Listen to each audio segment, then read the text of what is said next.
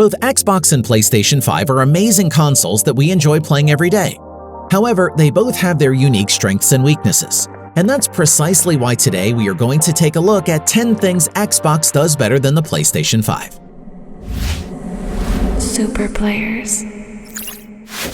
Number 1. Even the biggest fanboy has to recognize that if there's one thing that Xbox does much better than the PlayStation 5 is backwards compatibility. That's because right now, Xbox has the most backwards compatible consoles in the industry.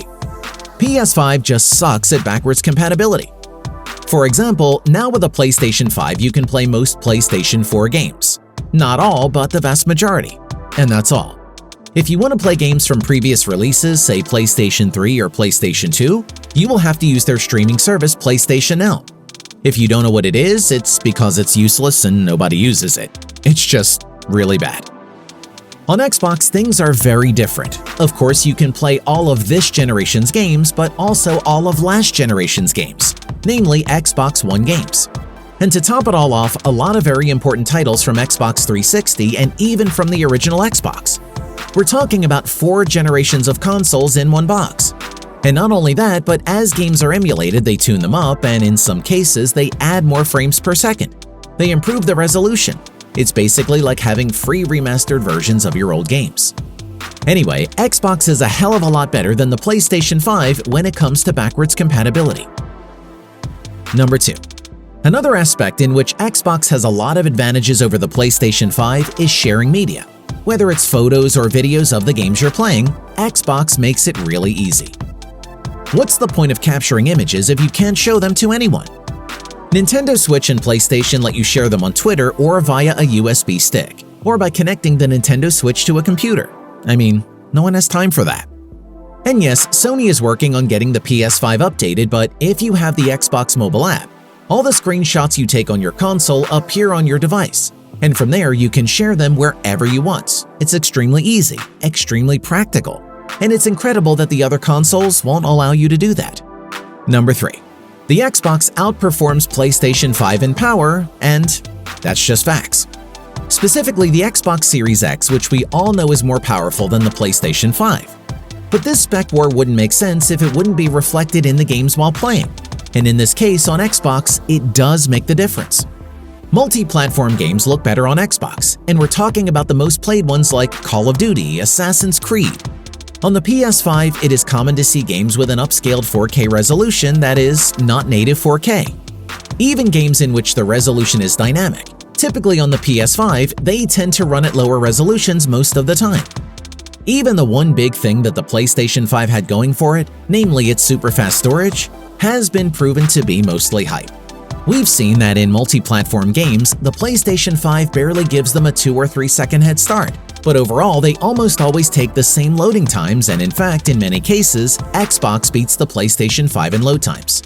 So yes, power and numbers do count, and in this case, those numbers are in Xbox's favor. Number 4. It's amazing how bad the PlayStation 5 is with monitors. That is, with screens designed for gaming.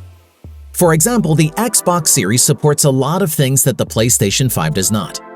1440p is the most common resolution for PC gamers. And generally these days, almost all PC gaming monitors are 1440p. So it's pretty strange that PlayStation 5 doesn't support this resolution. It only supports 4K and 1080p. The Xbox is a lot more flexible in this aspect and superior to the PS5 on monitor compatibility. Number 5. But aside from resolution, one of the most discussed topics in this generation is the frames per second. And it's even embarrassing the discrepancy between PlayStation 5 and Xbox. I bet you guys don't know how many games are running at 120 frames per second on PlayStation 5. This number changes frequently, but right now there are about 19 games on PlayStation 5 running at 120 frames per second. Let's just say that this number is pretty embarrassing.